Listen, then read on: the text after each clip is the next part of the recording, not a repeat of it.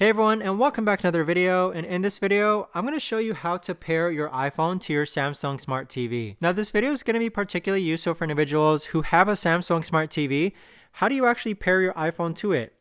Now this video is also going to be short, sweet, and simple, guys. There's not going to be a lot of steps involved, but what you want to do first is that you're going to make sure that your Wi-Fi network is connected to the same on your TV and also on your iPhone.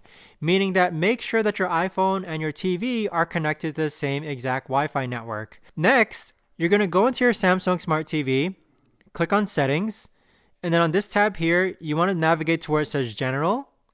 And then you want to scroll down to where it says Apple AirPlay settings. So from here, you're going to see a tab that says AirPlay, and right now it's turned on. If you click on it again, you're going to see that AirPlay is now turned off.